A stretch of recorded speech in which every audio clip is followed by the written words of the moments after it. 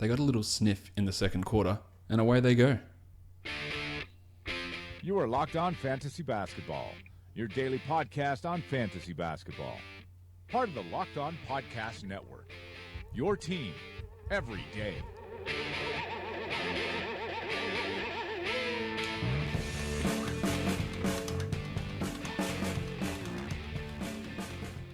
Hello and welcome to the Locked On Fantasy Basketball podcast brought to you by Basketball Monster. My name is Josh Lloyd, and as always, you can find me on Twitter at redrock_bball. We're going to look back today at Thursday's two games. We're going to preview a massive 12-game Friday as well. So let's get to it. Quick apologies to the people who do watch this show on YouTube. I recorded yesterday's show, but for some reason, the sound disappeared. I was trying to get rid of that audio hum. I recorded 2 test videos and they worked fine. There was no hum. The audio was fine. And then when I went to record the actual show, apparently it just didn't work. So I don't know why that was the case. I do apologize. The video went up, wasted my time uploading it, but it was there. The video was done. You just couldn't hear me talk, so I took it down. But hopefully, again, and if it didn't work, you're not going to be seeing this video anyway. But hopefully this one is all ready to go, and we are back in business. A couple of things I do want to mention. I know I've had this argument or this discussion many times, but I've gotten into it a couple of times. Not necessarily arguments, but disagreements on Twitter with a couple of people the last couple of days. Trade vetoes. I'm going to say it here once again for the last time what my opinion is on it. Trade vetoes should never be decided by league vote. Never, ever, in my opinion, should they ever be decided on league vote. You shouldn't be voting, oh, that's going to make this guy better, and he's my opponent, and therefore, no, that trade won't go through. The only time a trade shouldn't go through is in the case of collusion or cheating. And people bring up that, if you're not taking value into account, what if someone says they're going to trade Kevin Durant for The Undertaker, Dwayne Dedman, and they say, but I want blocks? That's cheating. That's there's no reasonable argument that you could make for that trade to make sense for you. And it's cheating in the sense that you are giving away the league and you are unduly helping someone else. That's cheating. That's collusion. That doesn't need the other person to say, give me Kevin Durant. If you say, hey, you want Kevin Durant, I'll have your worst player. That's cheating. And that should be vetoed by the commish. All trades should just be processed by the commissioner, but he keeps an eye out for something that looks a bit weird. And if it's something that's debatable, you let it go through. It's not up to you to determine overall value of a trade. People will value people differently. Things can change pretty quickly. Unless it's something completely egregious, I let it go through. I don't believe in trade or league members voting on trades whatsoever. I dislike any league, and I am in one league that's like that. I don't like it at all.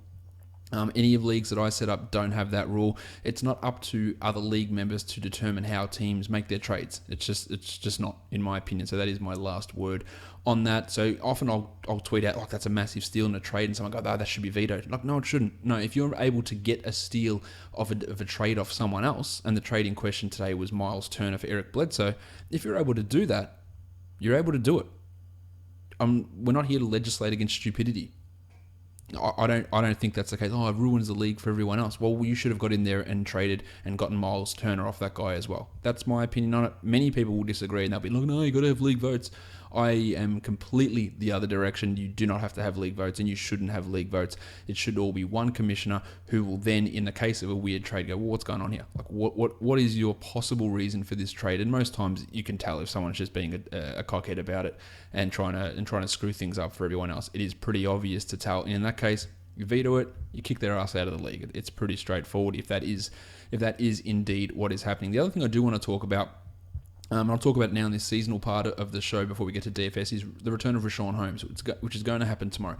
Everyone's really interested in going the old reach around on Rashawn, and that's fine. Now, if you go back to the stuff that I talked about before, or when he was drafted, I was super big on him. I think me and Mark Roberts did a podcast talking about him, and he was one of the guys, the draft, and we were really super high on what Rashawn Holmes can do. I spoke about him a lot last season as well. This is nothing against me thinking he is not a good player. I think he's a fantastic fantasy player. I was saying it all last season. He is a better player than Jahlil Okafor and should have been getting minutes ahead of Jahlil Okafor. It took towards the end of the season for that to start to happen. It's nothing to do with me saying that he is a bad player. But owning him this year in 12-team leagues, the upside is only if Embiid gets injured, and even then, it's not a 100% guarantee.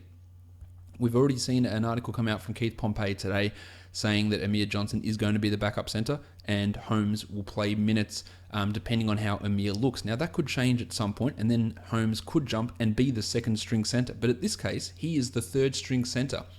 Joel Embiid is playing 30 minutes a night. He played 30 minutes a night last game and he no longer has minutes restrictions. And that doesn't mean he's playing 36 a night, but I think thinking that 29 to 31 at this point for Embiid is realistic. So that leaves us with, if my math is correct, 17 to 19 minutes at the backup centre position available for Richaun Holmes. And Amir Johnson, who has played exclusively as a centre this season. Now, 19 minutes exclusively for Holmes puts him maybe as a top 120 guy. Maybe, if everything goes right. Now, he is a very, very good player and a really productive guy. Maybe he can be a top 100 guy in 18 minutes or 19 minutes. He's just not going to get 19 minutes a night most nights. Now, you can say Embiid is injury prone. Yes, you can. But I think holding on to someone who's going to be a player that might be outside the top 200 for 2 months, hoping for an Embiid injury, it's not the smartest strategy, in my opinion, especially, again, when he is currently Richaun Holmes is the third string centre. That might change, and it probably will, because he probably is better than Amir Johnson.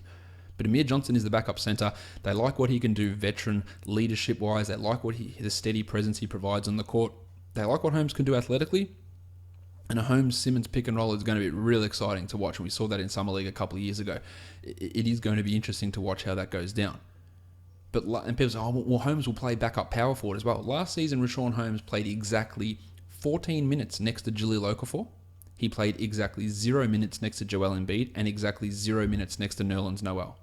So his stint as a power forward was 14 total minutes last season. Now, that could change. But your power forwards this year, Bob Cove's playing at the 4. You can say Ben Simmons is a point guard or whatever, but if he's a point guard, that means that Covington plays at power forward, because then you have Redick and then you have Šarić on the court also. Then you've got Bayless and you've got McConnell who comes in there as well. So Simmons might be a point guard, but then he will share the court a lot of the time with TJ McConnell and with Jared Bayless, and that pushes Redick to small forward. It pushes Covington to the 4.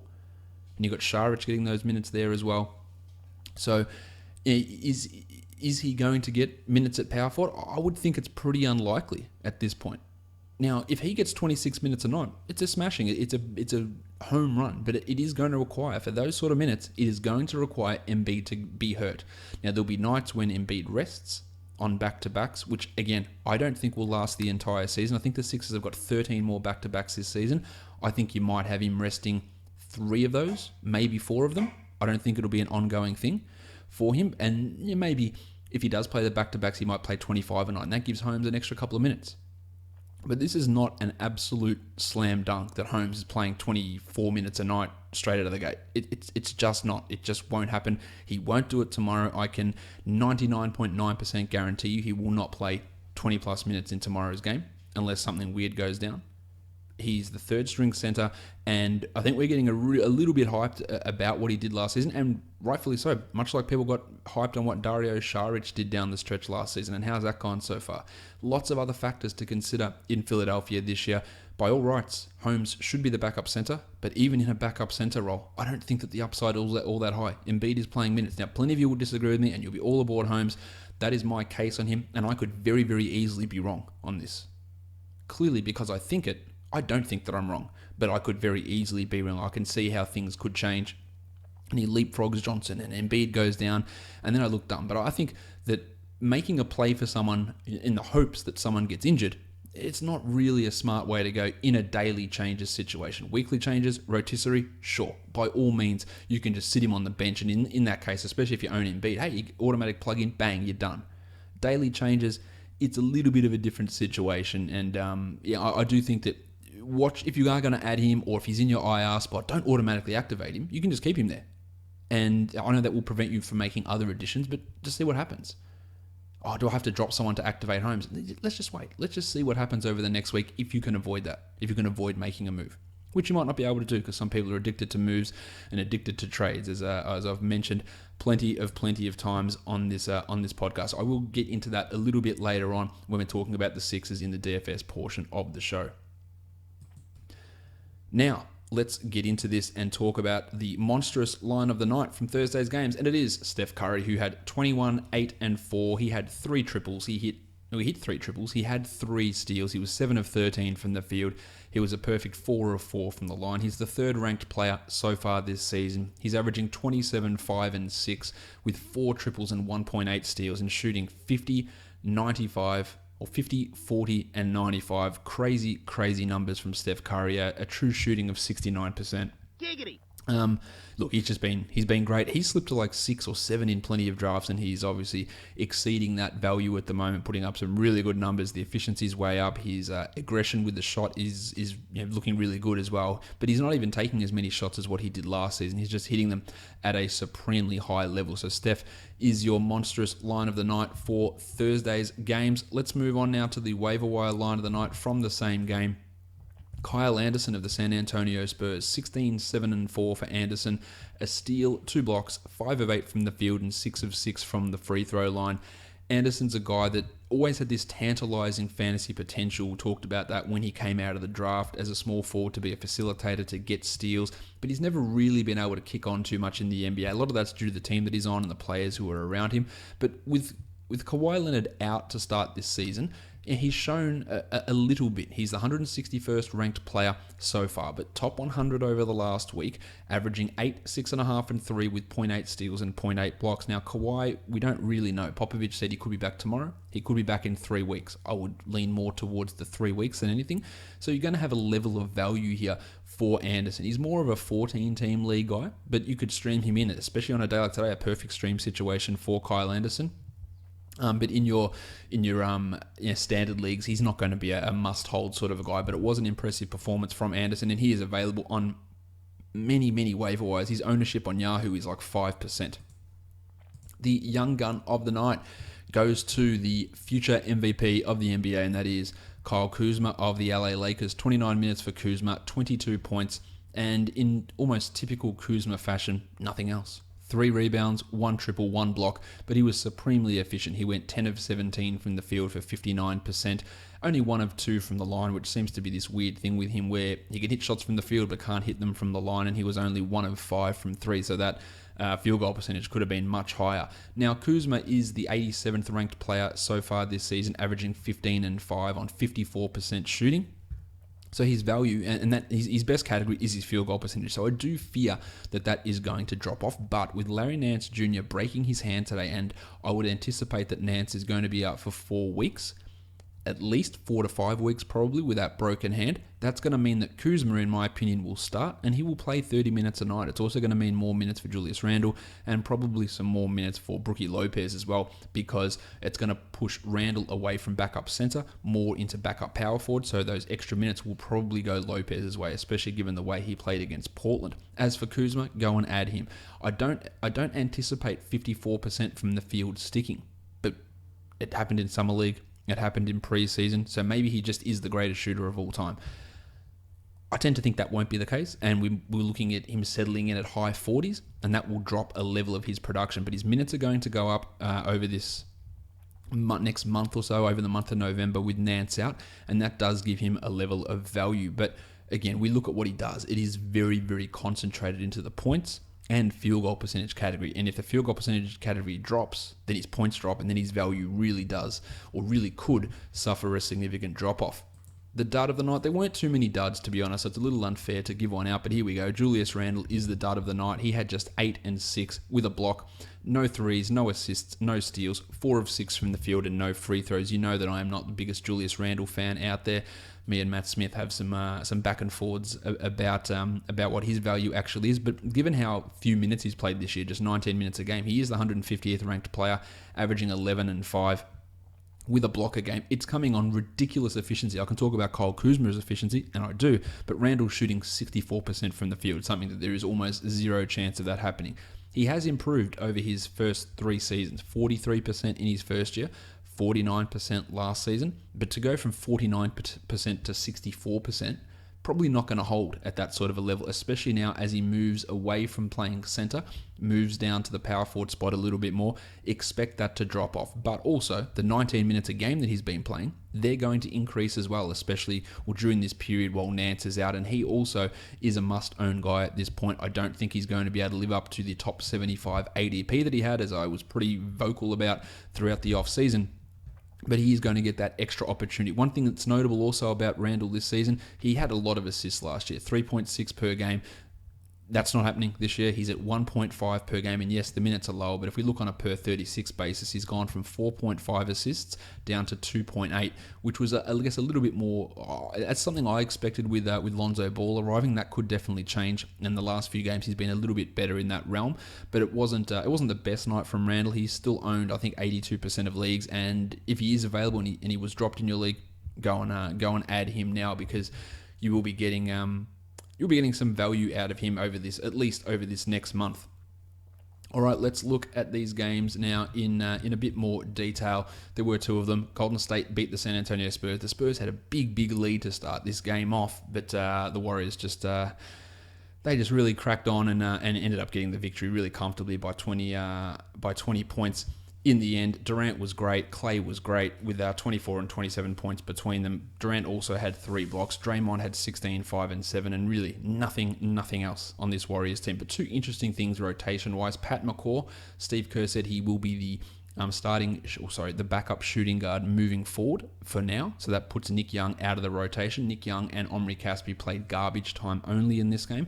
So McCaw's going to have a bit of value. And Jordan Bell looks like he's the best center on this team pretty much. 2 points, 5 rebounds, 2 steals and a block. And I reckon he's starting by Christmas. And that's a bold call, I know that. But Zaza Pachulia looks bad this year. David West looks pretty good, but I don't think he can handle the starting role. And JaVale really hasn't done too much. So I can see a situation when Bell starts. It might mean 18 minutes. It might mean 15 minutes. And it's not going to be really fantasy relevant, but it is a situation to watch. And for Dynasty Leagues, I think he's a top 100 guy. In the next 4 years, I think he will become a top 100 player in that time frame. So someone to watch. His steal and block rate is incredible. Super fun to watch as well. Really solid rebounder. So, yeah, an interesting performance from him. On the Spurs side of things, LaMarcus Aldridge kept it cracking, 24 and 10. And he also had the Richie Beno. 2 for 2.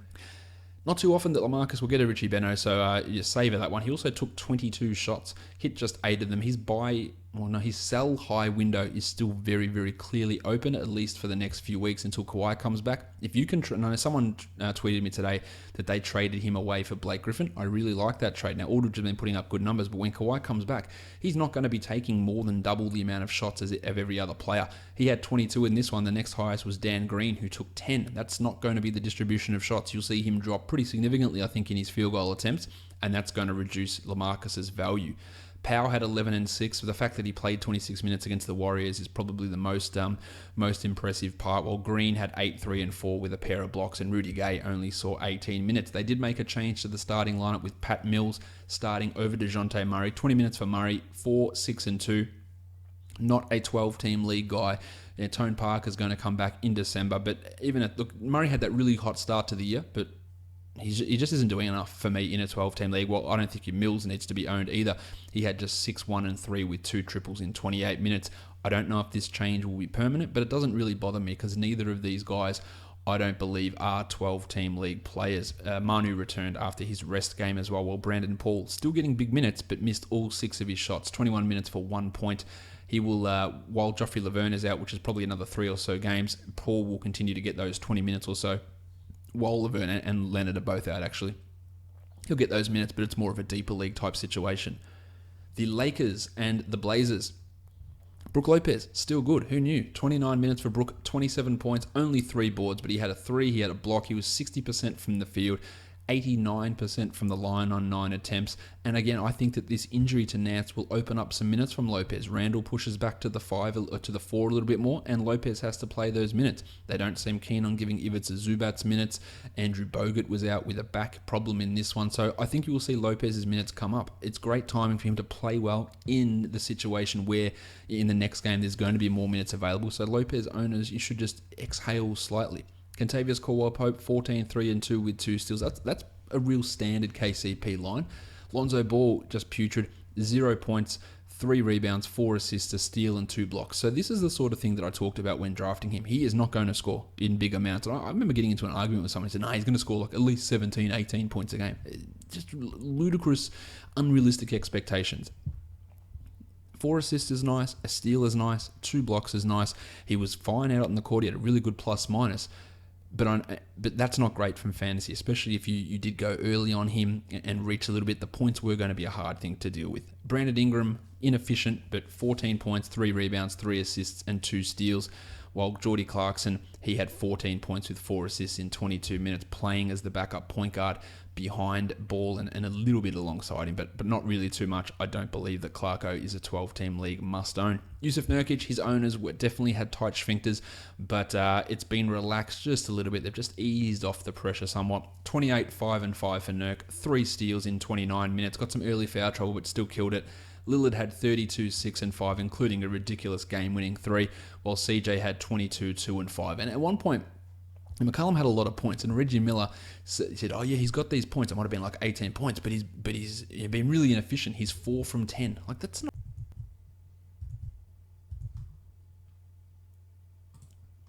They got a little sniff in the second quarter, and away they go. You are Locked On Fantasy Basketball, your daily podcast on fantasy basketball. Part of the Locked On Podcast Network, your team every day.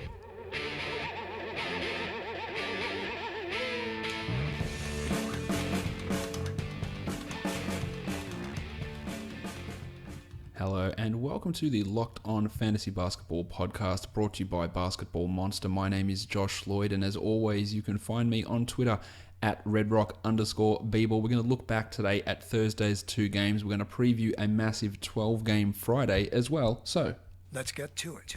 Quick apologies to the people who do watch this show on YouTube. I recorded yesterday's show, but for some reason, the sound disappeared. I was trying to get rid of that audio.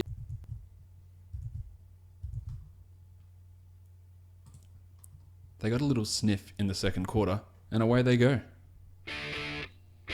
You are Locked On Fantasy Basketball, your daily podcast on fantasy basketball. Part of the Locked On Podcast Network, your team every day.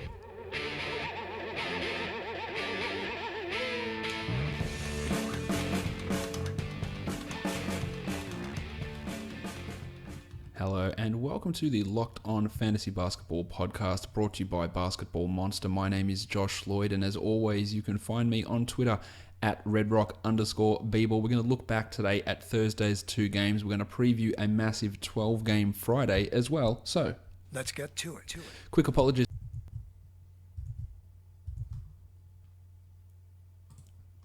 They got a little sniff in the second quarter, and away they go. You are Locked On Fantasy Basketball, your daily podcast on fantasy basketball. Part of the Locked On Podcast Network, your team every day.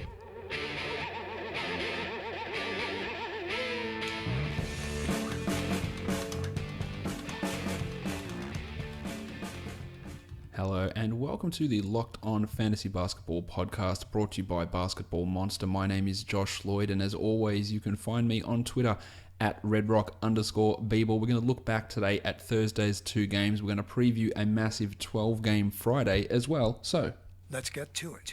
Quick apologies to the people who do watch this show on YouTube. I recorded yesterday's show, but for some reason, the sound disappeared. I was trying to get rid of that audio hum. I recorded 2 test videos, and they worked fine. There was no hum. The audio was fine. And then when I went to record the actual show, apparently it just didn't work. So I don't know why that was the case. I do apologize. The video went up, wasted my time uploading it, but it was there. The video was done. You just couldn't hear me talk, so I took it down. But hopefully, again, and if it didn't work, you're not going to be seeing this video anyway. But hopefully this one is all ready to go, and we are back in business. A couple of things I do want to mention. I know I've had this argument or this discussion many times, but I've gotten into it a couple of times. Not necessarily arguments, but disagreements on Twitter with a couple of people the last couple of days. Trade vetoes.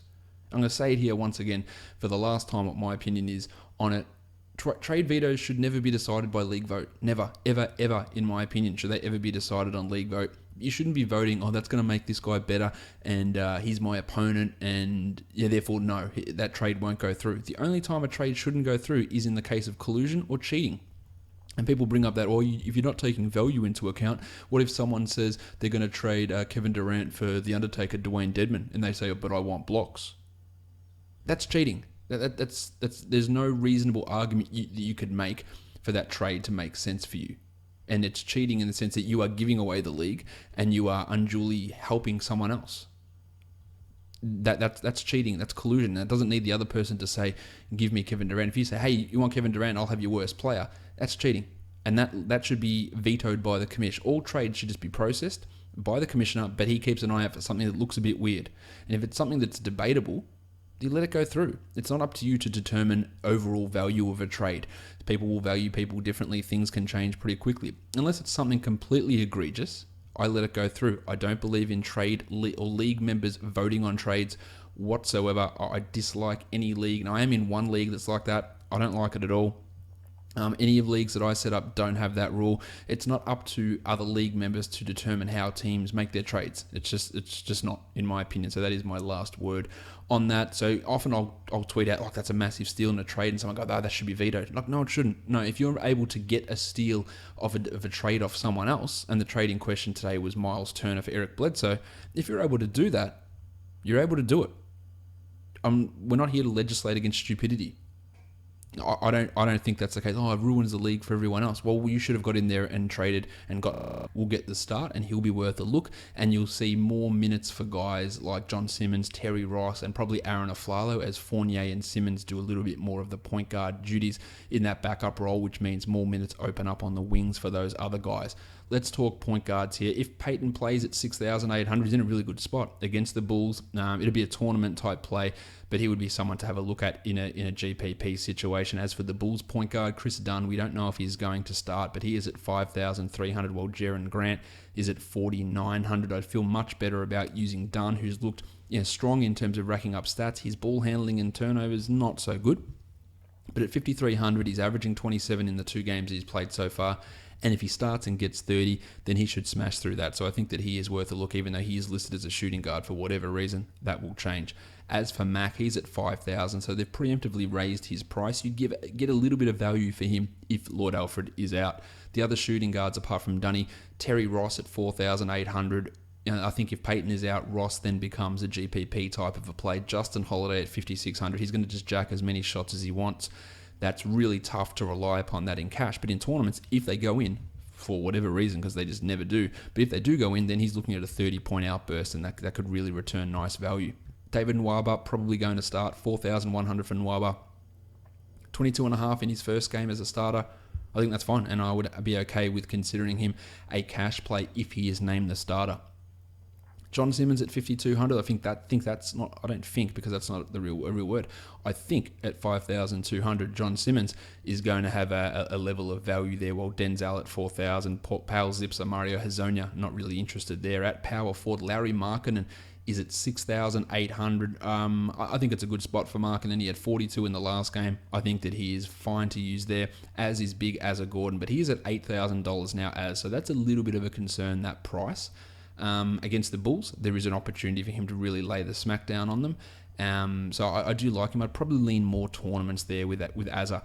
John Isaac, really hard to get involved with him. Nikola Vucevic, 7,500. He was poor in the last game. Real bounce back opportunity here. You should be looking at 30 plus, probably 35 plus here for Vuce. While Robin Lopez at 6,200. I think that's a strong cash play.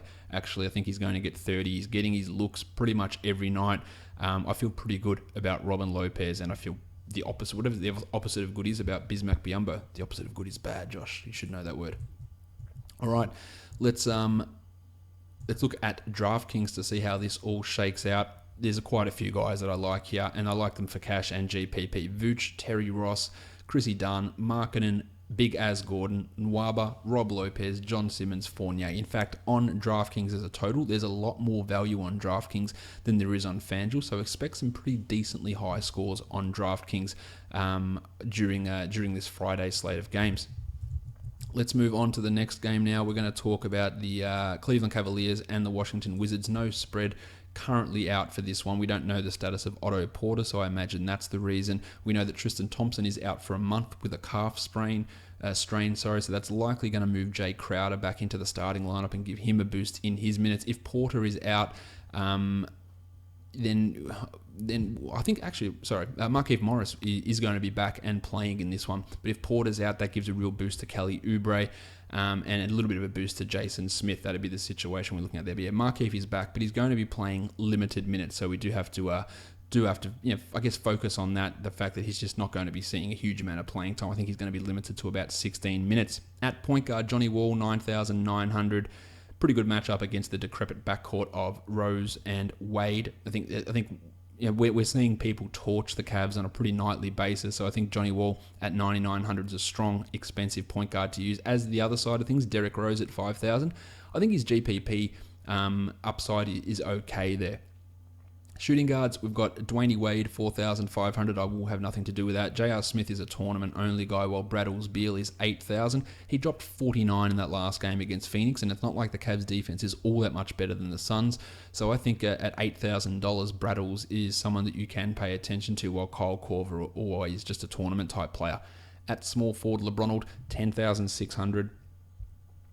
LeBron James. I think it's fine. We've seen him have big games against the Wizards plenty of times. 60-point upside clearly here, probably 65 for LeBron. He's going to have to play a lot of minutes. If he comes out with 40 minutes, I wouldn't be surprised. I think this is a good opportunity, especially in cash for LeBron. Oubre at 4,300 gets a significant boost if Porter is out. Otherwise, I'd probably end up fading him. The other guy you can have a look at, Green, he is at 4,100. He played better than what Jay Crowder did in the last game. He had 24 points in that one. So at 4,100, there might be something there. But if you're relying on Jeff Green, you're probably not going to go that well. Jay Crowder's at 4,500. I wouldn't trust that in cash at all. In a tournament, sure I would. And as for Porter at 7,000, I always feel he's too highly priced. I know I continually say that, but I just feel he's too high. At center, we've got Kevin Love, who is at 8,100 for Lovey. Hopefully get some more minutes here. I think it's a good opportunity for him, but I'd lean more tournament. While Jan Mihinmi and Marcin Gortat, not really much that I'm seeing with those guys as a positive sort of thing. On DraftKings, I've got Love, Wall, Beal, and LeBron as probably the better plays here for cash and for tournaments. I like Derrick Rose as not a bad cash option as well, while Jay Crowder, Kyle Korver are more tournament guys, and Marcin Gortat at 50. And I think he's a decently strong cash play on DraftKings, but maybe not with a huge amount of upside for a tournament. The next game up, we're looking at the Milwaukee Bucks and the Detroit Pistons. There was the rumor of the Eric Bledsoe to Detroit trade that is now officially dead, and as most of the time when we hear about these trades, they are dead. Just remember that. That one is officially dead now, so I don't think we'll be seeing Bledsoe in Detroit anytime soon. The Pistons are favored by 1, and the total here is 205 points. The tackle box, John Lua, sprained his ankle in the last game. He is considered doubtful, so that's going to open up some minutes in the backup center position, maybe for Boban, maybe for Eric Moreland, more likely for Anthony Tolliver and Henry Allenson, though they're the guys who I think will be the major beneficiaries there. At point guard, Malcolm Brogdon, 5,700. I really like Brogo there. I think that's strong for cash with tournament upside. While Ish Smith at 38 on the Detroit side, not happening. Reggie Jackson, 6,400. Against anyone that wasn't Milwaukee, I'd look at Jacko there at 6,400, but I'm not really feeling it in this sort of a matchup.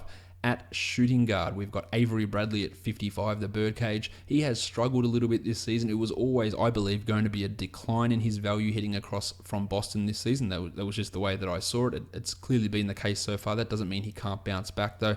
I think that there is value here with significant upside in this game, while Tone Snell is a tournament-type player at 3,700. Now, Chrissy Middleton went off in the last one, dropped almost 60. He's at 7,700, so it just feels like it's a little bit too high for Chris. He did used to play for the Pistons if you want to buy into revenge games, but I just think it's probably a little bit high for Chris Middleton here.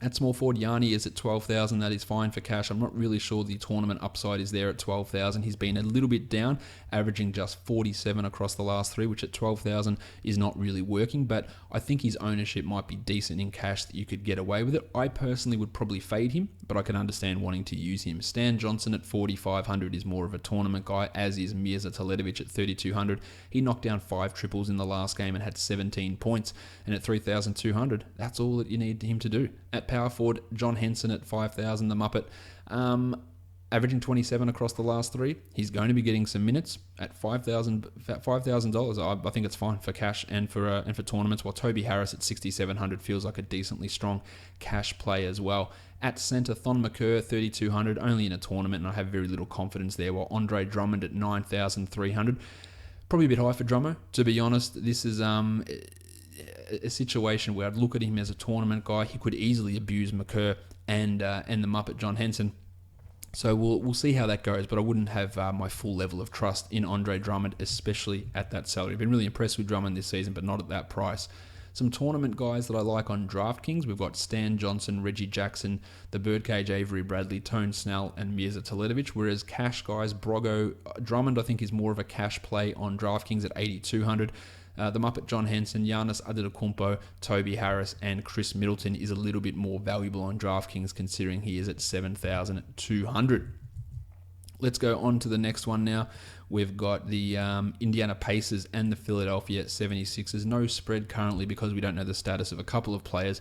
It appears like Miles Turner won't play. He is listed as doubtful, while JJ Redick is listed as probable, so he will probably play. So I assume Regals will have their spread out soon for this one. At point guard, TJ McConnell is at 5,700, a decent price hike for TJ, but he's averaging over 30 over the last 3 games in points, only 28 minutes per game. 5,700.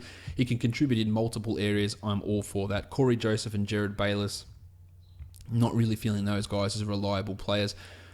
Well, Daz Collison is at 6,000. Now, he had a real stinker, had that 8-point outing, followed up with a 45-pointer.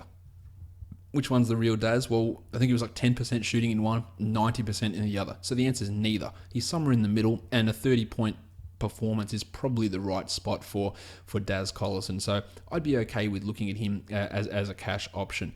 At shooting guard, JJ Redick at 45, tournaments for JJ, but it's an interesting spot. He hasn't really produced, but I think this could be an interesting one in an up-tempo game. Vic Oladipo at 7,200, I'm all about Vic there, while the Wawu Cabarro is not really doing it for me. At small forward, Bob Covs at 6,500. A tournament guy, get hot, hit your 7 threes, get 4 steals, can put up 50s, but could also put up 20, so that makes him a tournament-type player.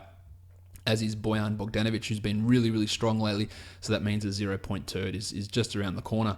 Domantas Sabonis is at 5,600. His price has dropped by $400, and Turner's not going to play most likely, so smash Sabonis. He had 38 in the last one. He's averaging 39 in his last 3. Smash it. That is almost free money. Almost. Dario Saric, we don't know if he will remain starting. He is at 3,700, but I'm not getting overly excited. In a GPP, sure, but he started the last game, played 20 minutes and had 10 points, 10 FanDuel points. Like, it wasn't a good performance. He's barely put in a good performance this season. But at 3,700, all he needs to do is get to 20, and then some value gets returned. Thaddeus Young's at 6,300, killing it, 4 steals in each of the last 2 games. I don't think his minutes are going anywhere. Even when Turner comes back, he'll lose maybe 1 minute, but it won't be a massive drop-off. While Benny Simmons at 9,400 just gets 40 every game.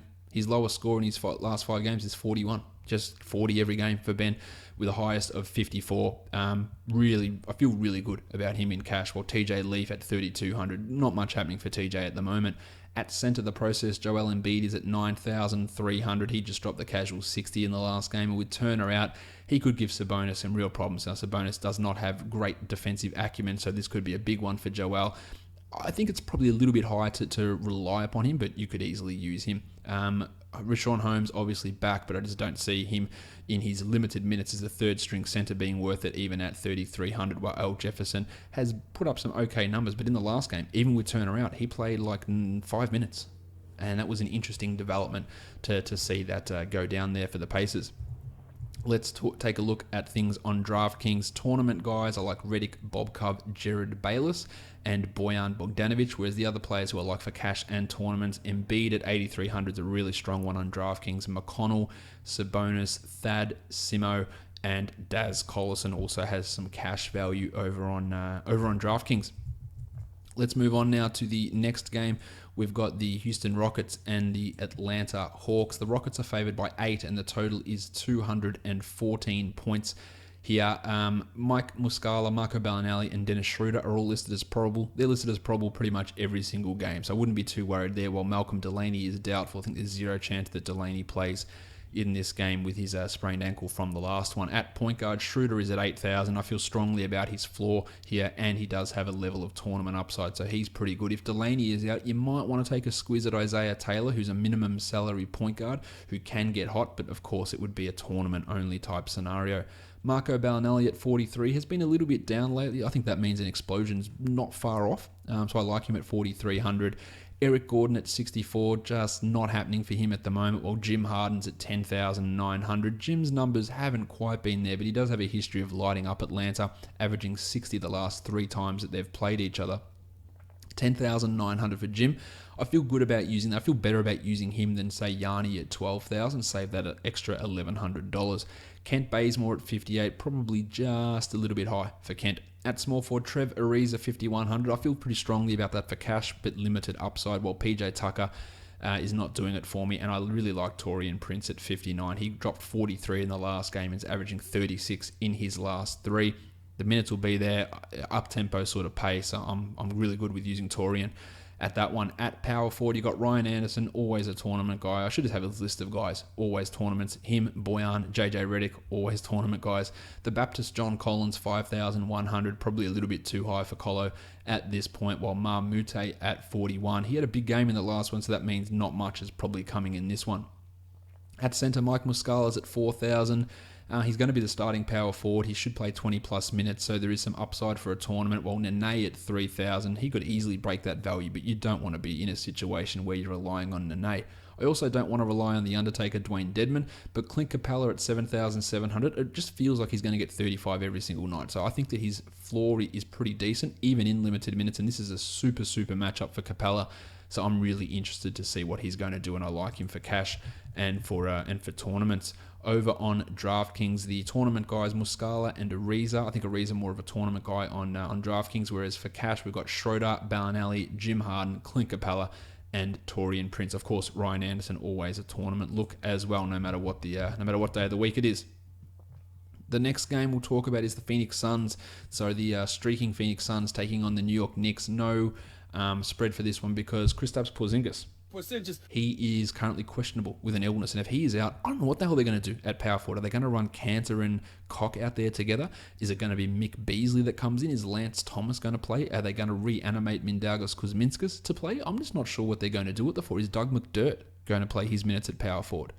I think it's going to be just a mishmash of guys, and they'll rotate Thomas, Kuzminskas, Beasley, and O'Quinn in there a little bit at the power forward spot, and that will open up some minutes for a guy like Dwayne Dotson in the backcourt too. So I don't think anyone becomes a 100% must play out of those reserve type of players. But I think Enes Kanter will get a boost just because he'd have to take on a massive offensive load. Him and Timmy Hardaway will be getting all of the usage in New York, and that's a really interesting thing for both of those guys.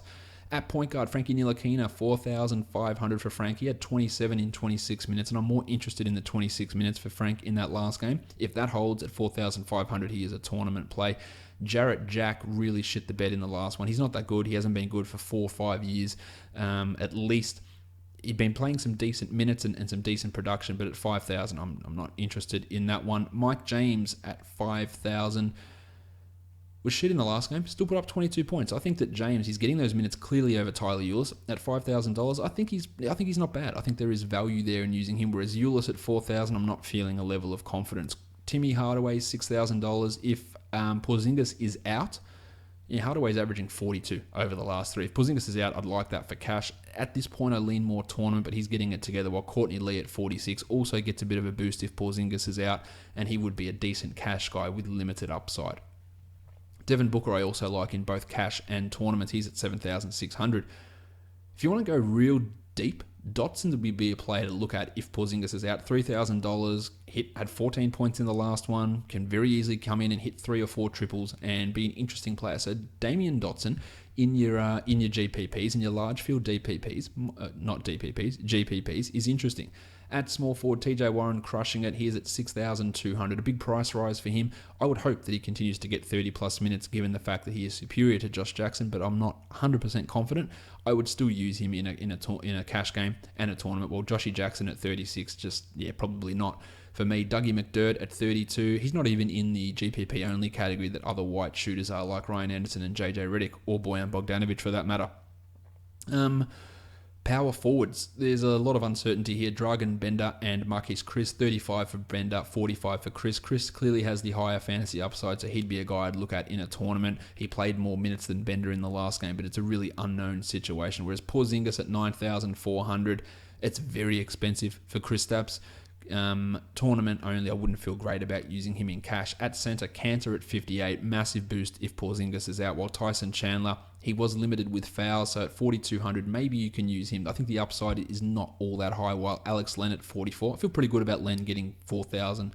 No, I don't, not getting 4,000 points, but him getting 20 points pretty much most games at this point. Kylo Quinn, which cock are you going to get, the 43-pointer or the 4-pointer? That's the thing we just don't know. Worth a tournament squiz if Kristaps is out, while Bill Hernan Gomez at 3,000. Maybe again, if Porzingis is out, you could have a look at using Willie over there. Let's have a look at how things shake out for that game over on DraftKings. A lot of tournament guys here. Bender, Chris, Mike James, Porzingis, Cantor, but he sort of converts to cash if Porzingis is out. Hardaway, Tyson Chandler, and Ntilikina. Whereas cash plays, we've got Courtney Lee, TJ Warren, and Devin Booker as options over on DraftKings as well. Let's now go onto the next game. It is the New Orleans Pelicans and the Dallas Mavericks. The Pels are favoured by 4.5, and the total is 213 points here. The only injury of real note is Dorian Finney-Smith is doubtful, but he was doubtful to even play anyway, so I wouldn't be caring too much about that.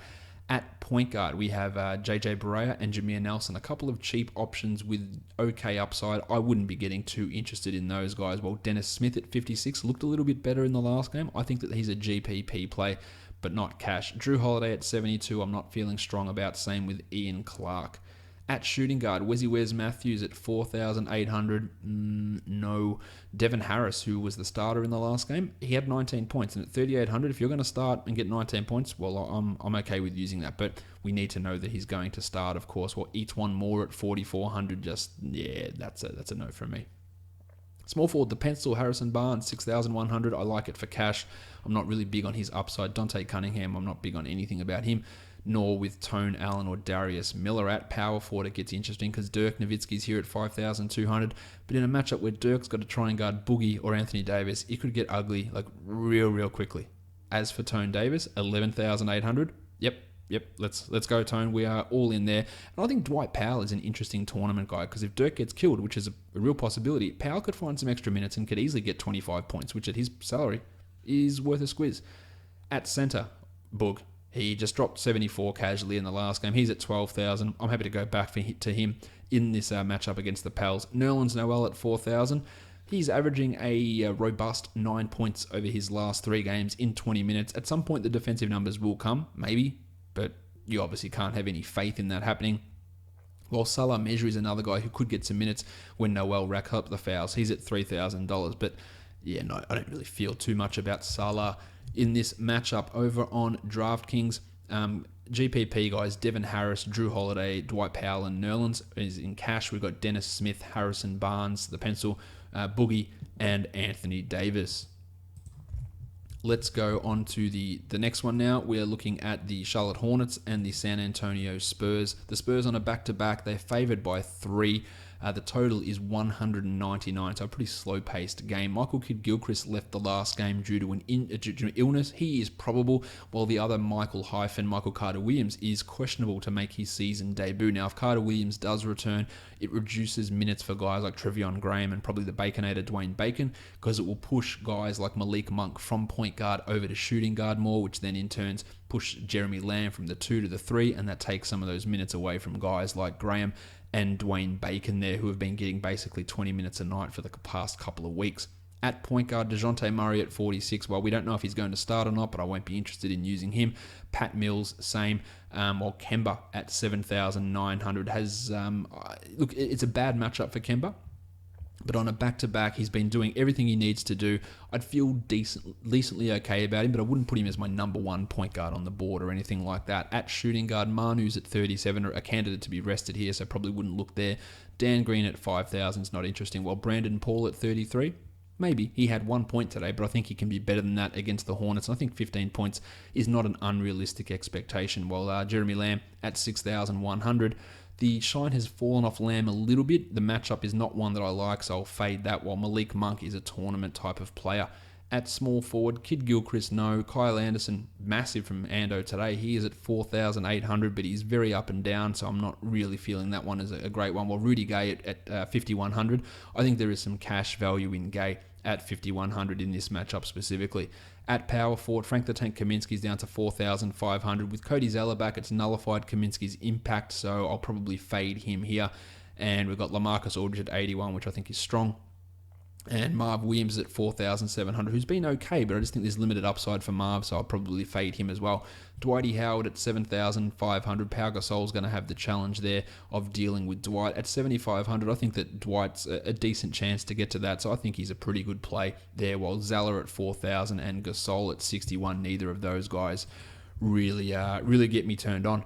The DraftKings situation here, I've got Patty Mills, Kyle Anderson, Marvin Williams, and Brandon Paul as some tournament options, while Dwight, Kemba, and LaMarcus are more of my cash plays from this game. Let's move on to the next one. We have got the Miami Heat taking on the Denver Nuggets in Denver. The Nuggets are favored by 5, and the total is 214 points. Jimmy Johnson is going to be back, maybe to save us.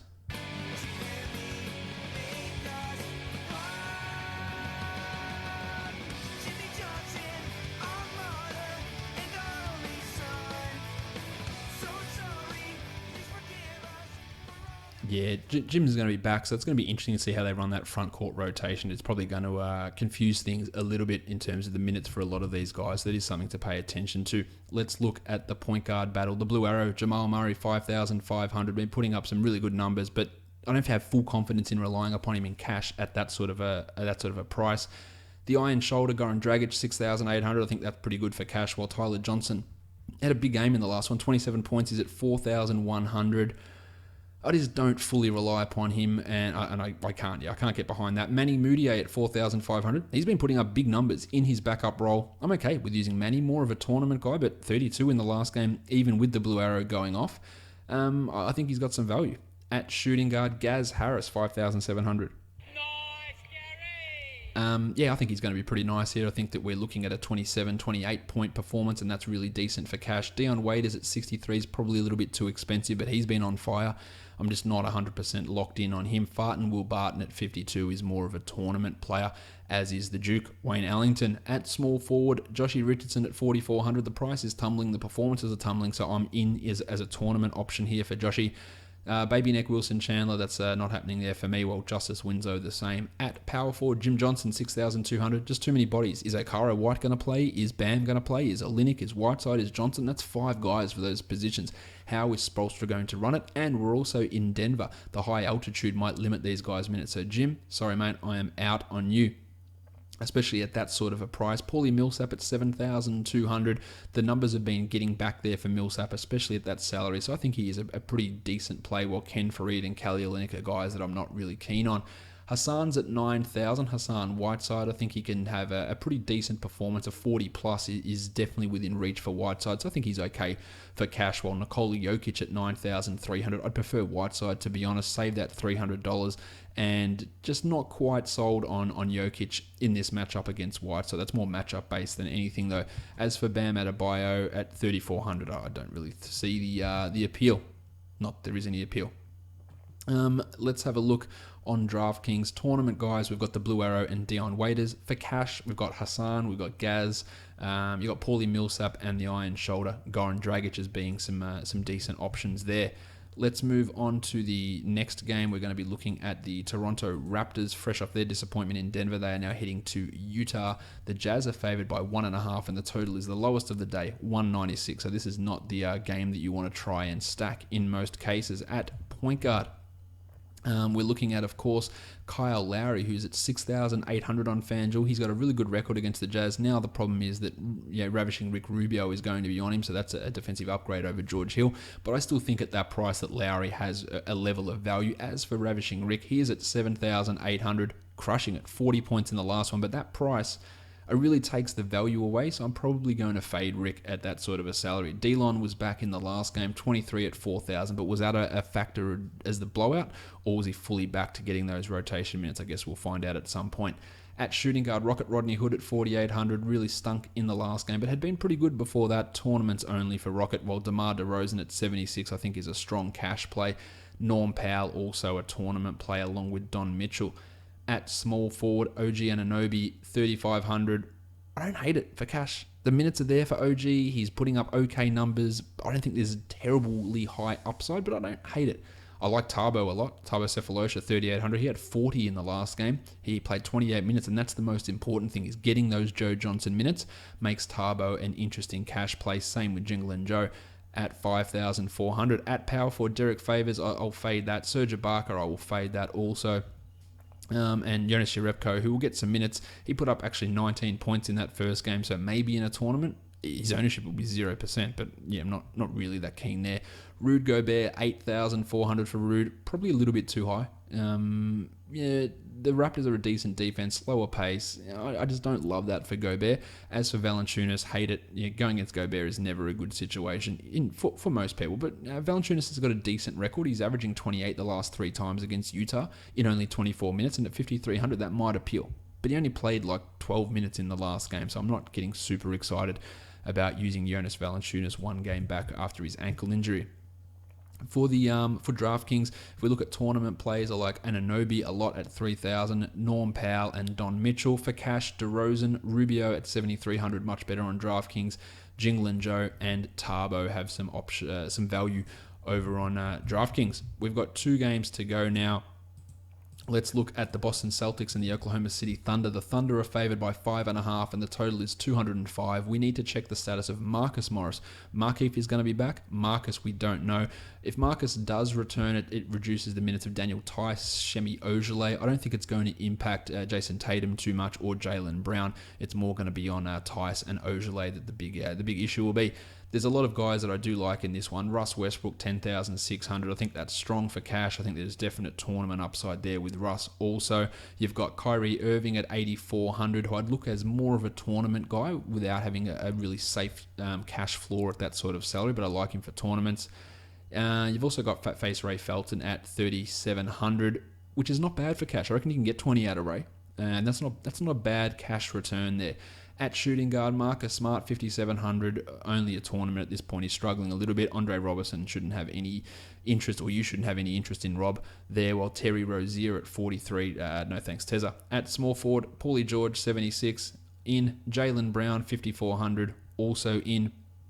Joshie Hustis, clearly out. At power forward, Jason Tatum at 55, more of a tournament guy here for Tatum, I think.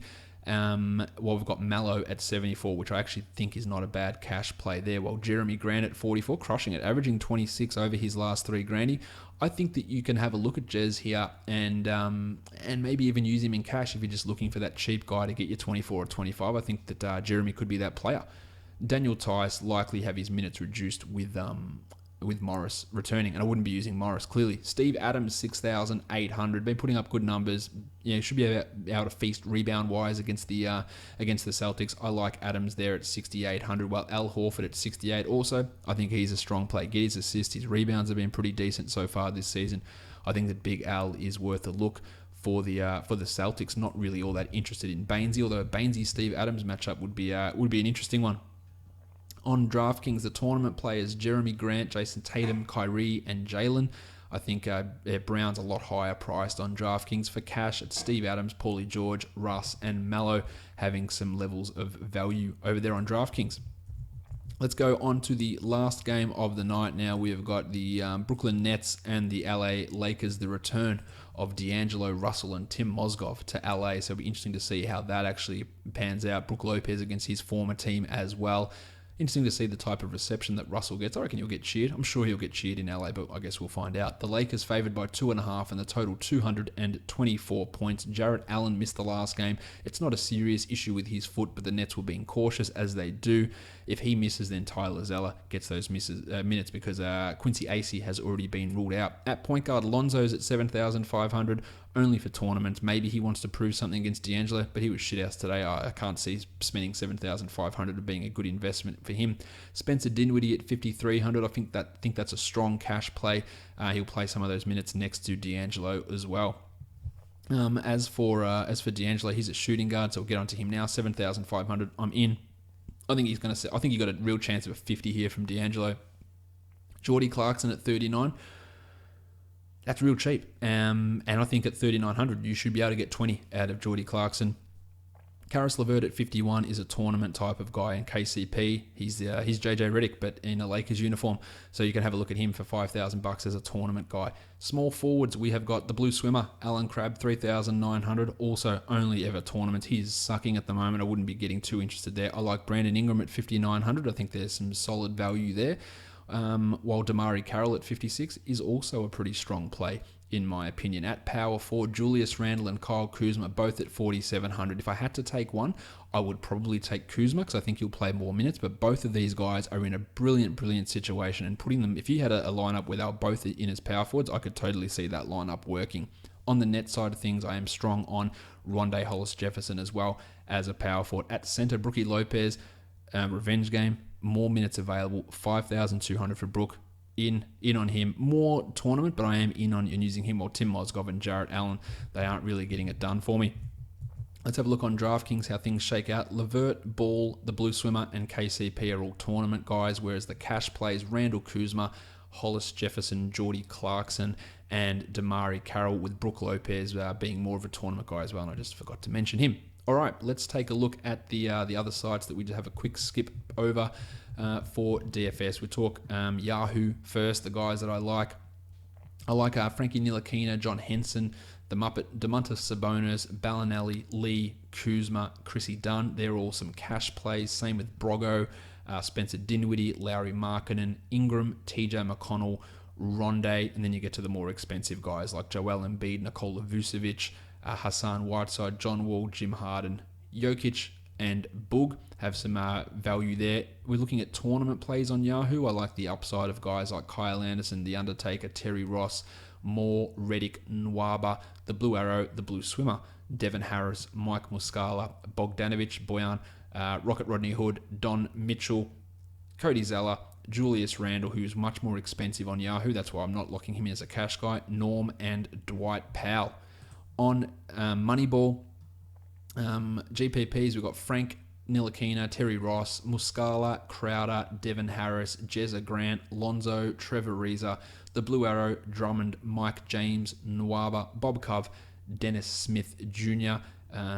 There's some of your tournament options. If we want to have a look at the cash plays, we've got Julius Randle and Kuzma, of course, Embiid and Dunn, Vucevic, McConnell, Beal, Hardaway, TJ Warren, Johnny Wall, Sabonis, the Pencil, the Muppet, John Henson, Rondé Hollis-Jefferson, Dwight Howard, Malcolm Brogdon, Tabo, Aaron Gordon, Torian Prince, Larry Markkanen, Jim Harden, and Boog Cousins. And to wrap things up on Draft Stars for some tournament guys, Jarrett Jack, Jameer Nelson, Frank Ntilikina, your trio of cheap point guards, Mike Muscala, Devin Harris, Brandon Paul, Pat Mills, Terry Ross, Bob Cove, Moore, Mirza Teledovic, Jumpin' Jay Crowder. And we look at some cash plays. You've got TJ McConnell, Nwaba, Kyle Anderson, Mike James, Julius Randle, Jeff Green, the Muppet John Henson, Domantas Sabonis, Brogdon, Kuzma, Eric Gordon, Tyson Chandler, Dwight Howard, Bellinelli, Vooch, Drummond, Dinwiddie, Lauri Markkanen, Johnny Wall, Rondé, Joel Embiid, Beal, the Pencil, Adams, Jim Harden, Toby, and rounding it out with Yanni Antetokounmpo. That does it for another week of the Locked On Fantasy Basketball Podcast. Check out our sponsor for the week, which of course is Draft. Go to draft.com and use that promo code LOFantasy. Get yourself an entry into a free contest, and check out the rest of the Locked On Podcast Network as well. If you are on YouTube, hopefully this is back up on YouTube. Give it a subscription, give it a thumbs up, leave a comment. And for other people listening audio, go and subscribe on Apple Podcasts, Google Play, TuneIn, Stitcher, and Spotify, and leave a review. It is a fantastic way that you can help the show out. Good luck with your DFS. Good luck with your seasonal leagues. Shout out to Anthony from Visca for his song today, Game. We are done here, guys. Thank you so much for listening, everyone. See ya.